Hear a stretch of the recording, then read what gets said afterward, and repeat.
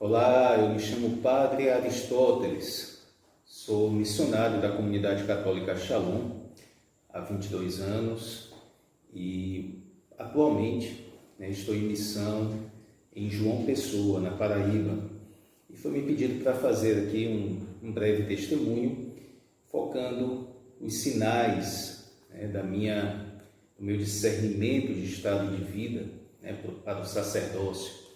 E quero compartilhar com você um pouco desse meu caminho. Eu dividi esse caminho aqui em 3 etapas que eu acho que vai ajudar a gente a ter um pouco mais de compreensão. Esses sinais de Deus. É muito importante perceber um caminho de discernimento como um caminho de escuta. Ninguém pode discernir a vontade de Deus, porque o estado de vida comporta a identidade profunda de cada pessoa. Cada pessoa tem um chamado de Deus, um chamado que comporta todo o seu ser, a sua sexualidade, a sua filiação, a filiação divina, somos filhos de Deus, no seu Filho Jesus Cristo, comporta uma vocação, um chamado específico para servir a Deus, para servir o próximo. E é importante nós discernirmos, não é uma questão de eu me sinto inclinado para isso, eu me sinto inclinado para aquilo. Não se trata disso. Se trata, sobretudo, de escutar. É um caminho de escuta. Porque queremos fazer não a nossa vontade, e sim a vontade de Deus. E claro, nesse caminho de escuta, muita ajuda, Algumas ajudas servem, outras podem até, digamos assim, não servir tanto. Mas, sobretudo, por se tratar de um caminho de escuta, é muito importante a oração. Eu queria começar falando um pouco antes, o tempo antes mesmo da minha conversão, porque, sendo bem sincero, eu nunca pensei em ser padre. Nunca. Eu cresci numa família de 4 filhos, eu sou baiano de Salvador, tive uma educação católica, assisti a missa aos domingos, mas nada tão profundo na fé. Minha obrigação era ir à missa, pronto. E como a maioria dos jovens na minha época, eu era, digamos assim, muito dado também às festas, ao esporte, A minha paixão também era futebol, também praticava karatê. Eu era muito uma pessoa de muita vivacidade também, de muitas relações, muitos amigos, E fiz uma experiência com Deus, Fiz uma experiência com Deus num momento também muito forte assim na minha vida, um momento de grande transição, Começando a faculdade, também já há algum tempo já trabalhava, já tinha vivido muitos relacionamentos também, afetivos, tive algumas namoradas, cheguei até a pensar em me casar, mas Deus me reservava outra coisa, e eu não conseguia entender isso de cara. Então, fiz uma experiência com Deus, na comunidade Shalom, e tive uma experiência forte com o amor de Deus.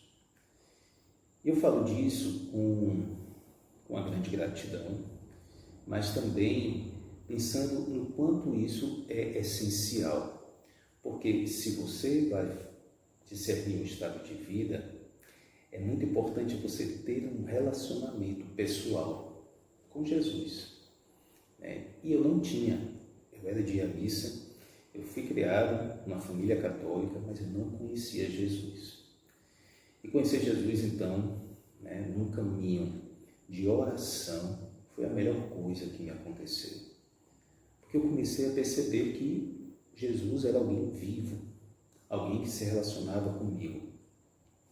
Então, esse dom da oração foi, digamos assim, a melhor coisa que me havia acontecido.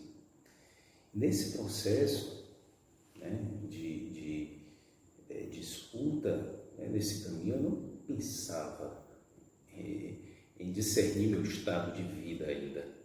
Não. Né, eu estava descobrindo a pessoa de Cristo. Mas, ao mesmo tempo, né, descobrir a pessoa de Cristo começa a mexer com a gente, né, começa a nos inquietar. Né? Ninguém é chamado a conhecer Jesus só para conhecê-lo, mas para segui-lo. Né? Nesse seguimento de Cristo, eu comecei a me perguntar: Senhor, quem és tu e quem sou eu? Né? Baseando-me muito em São Francisco, um santo que desde a minha infância esteve muito presente na minha vida. E lendo a sua história, né, até mesmo antes da minha mais forte conversão, né, momento de mais forte conversão, muito me inquietou a vida deste santo e a sua radicalidade por Cristo. Ele perguntava: Senhor, quem és tu? Quem sou eu? Por que isso é importante? Porque, na verdade, meus irmãos, nós não podemos nos conhecer sem conhecer a Deus. Sim, porque é Deus que nos revela quem nós somos. Mas é Ele também a revelar-nos quem Ele é. Então, foi justamente nesse caminho, né, de oração, de aprofundar o conhecimento de Deus, que também fui conhecendo melhor a mim. E o caminho de autoconhecimento é imprescindível no discernimento vocacional, no discernimento do estado de vida. Saber realmente quem Deus é e quem você é. O que foi que Deus pensou para você desde toda a eternidade? Como Deus lhe vê. E isso foi só aumentando na minha vida, à medida que eu ia me relacionando com Jesus. Então, nesse caminho de autoconhecimento, né, podemos dizer assim, foi fundamental o tempo de celibato formativo. Antes de entrar na comunidade, ainda no vocacional, né, fazendo o caminho vocacional, eu tinha uma namorada e a gente se gostava muito, né? A gente tinha assim planos também, mas ela foi uma pessoa que me ajudou muito no meu discernimento, porque ela me dizia na época que antes dela vinha Deus na minha vida. E Deus era tudo, né? E ela não queria por nada impedir a vontade de Deus acontecer na minha vida. Isso me tocou muito, porque eu sabia que ela gostava muito de mim, assim como eu gostava muito dela. E nós precisamos terminar o nosso namoro quando eu entrei na comunidade. E nesse tempo existe aquilo que chamamos de celibato formativo. Então, os 2 primeiros anos de comunidade de vida, né, é um caminho, é um tempo de você rezar, escutar a Deus, servi-lo, mas sem tantas preocupações ainda com o estado de vida ou com os relacionamentos afetivos, para todas as poeiras, digamos assim, baixarem e você enxergar realmente a Deus e a vontade dele. Para mim foi imprescindível esse tempo. O tempo de cura também, né? Porque muitas vezes precisamos passar pela cura interior para então nos enxergarmos bem e enxergar a vontade de Deus para a nossa vida. O celibato fez isso comigo.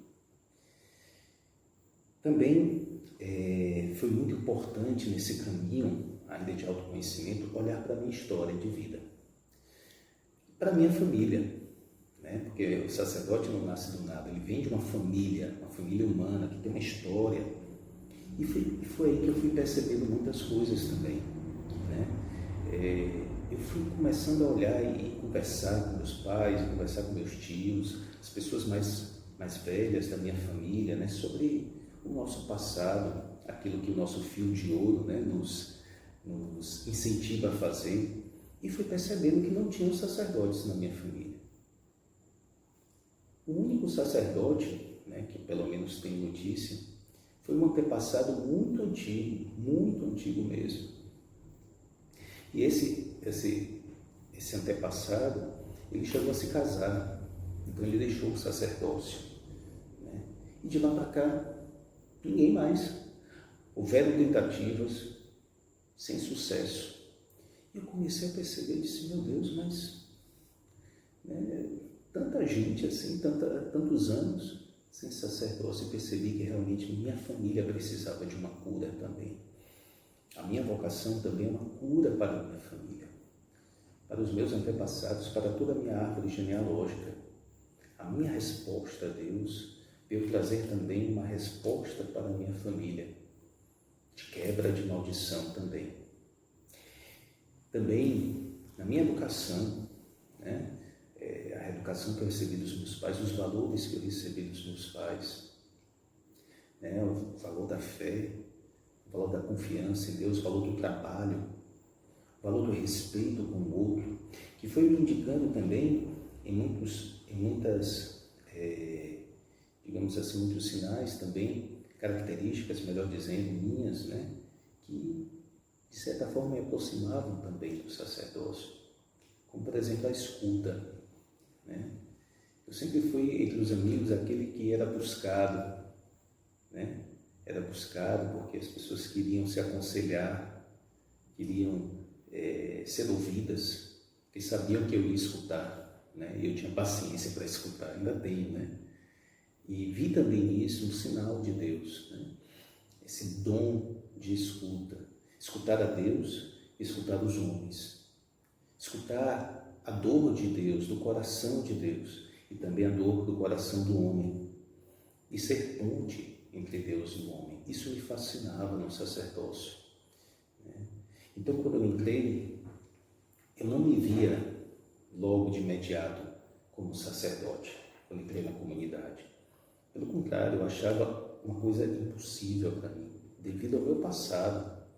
Tive muitas feridas também, no campo da minha afetividade, e achava que o celibato ia ser só uma desculpa de Deus para Ele me curar, que tantas vezes ouvi sobre o sacerdócio, como eu ouvi em profecias, em palavras de ciência, de irmãos, em orações também pessoais minhas, e na palavra de Deus.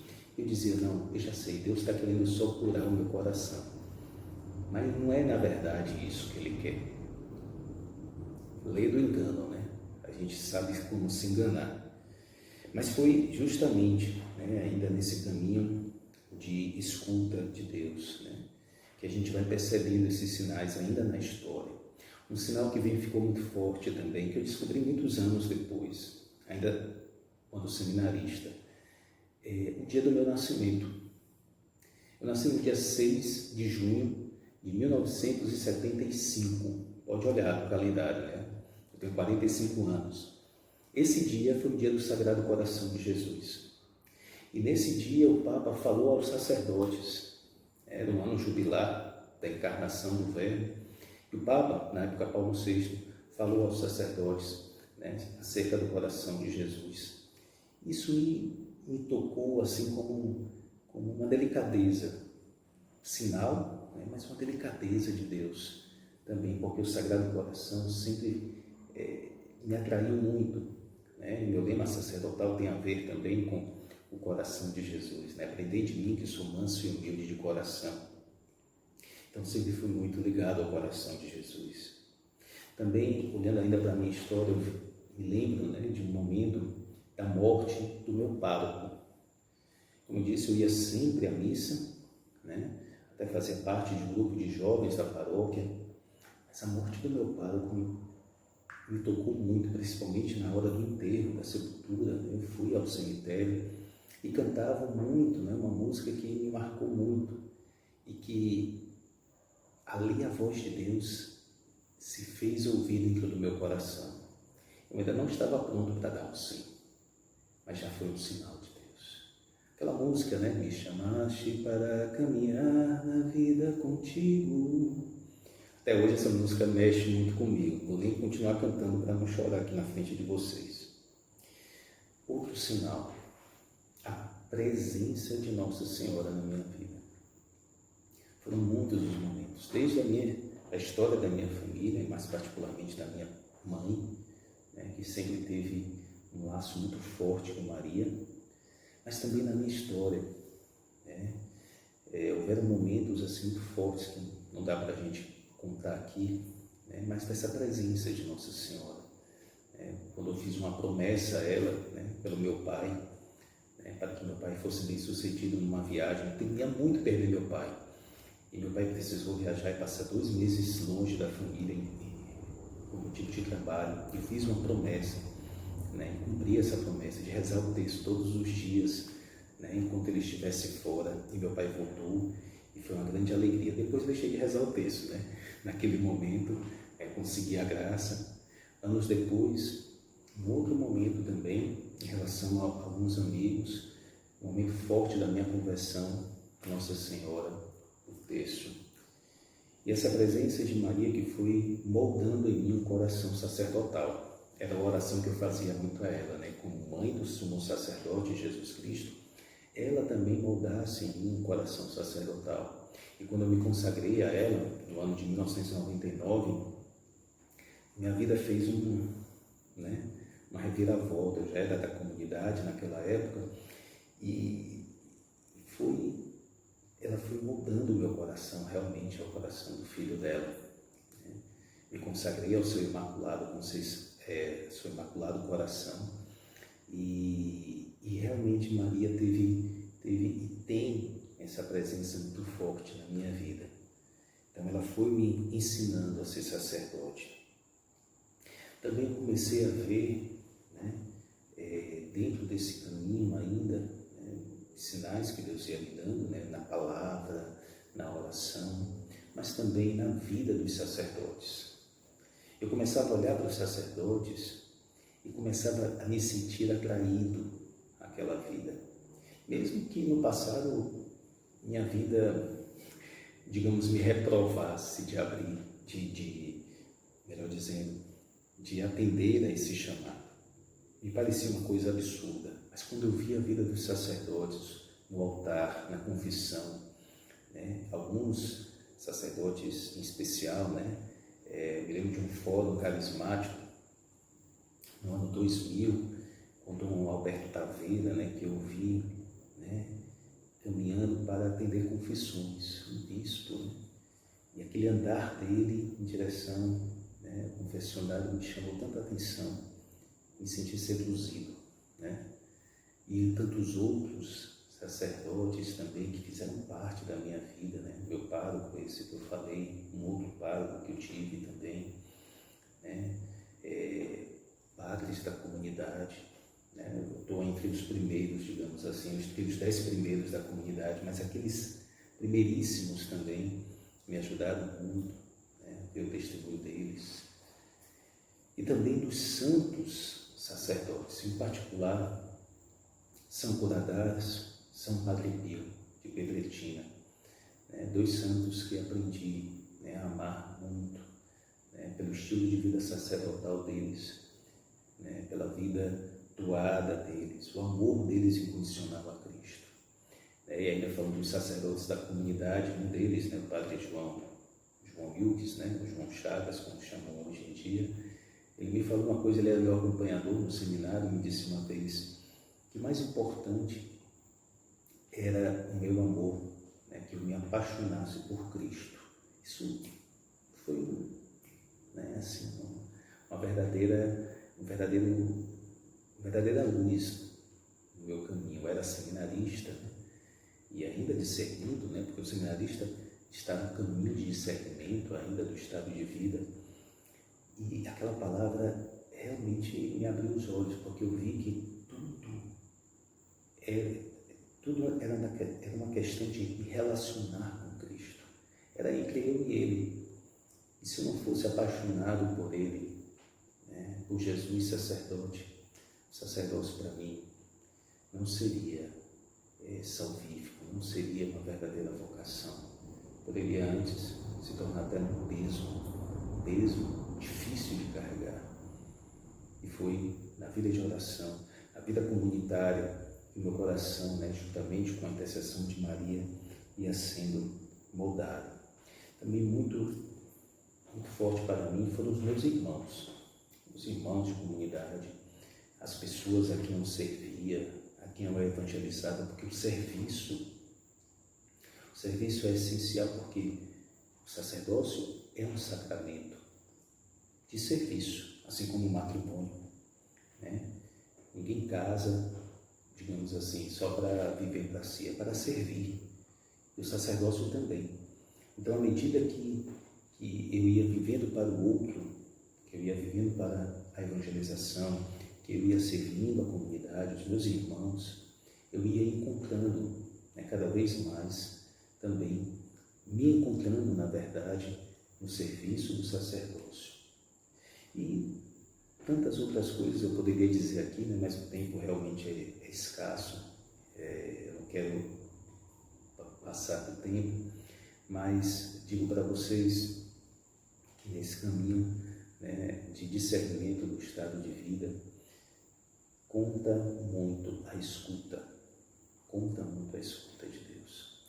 Que Deus e Nossa Senhora lhe ajudem a escutar melhor a santíssima vontade do Pai para as suas vidas e que vocês, né, uma vez escutando, recebam do Espírito Santo a força para dizer sim, porque vale a pena dizer sim à vontade de Deus e que Ele lhes faça fiéis até o fim. Shalom.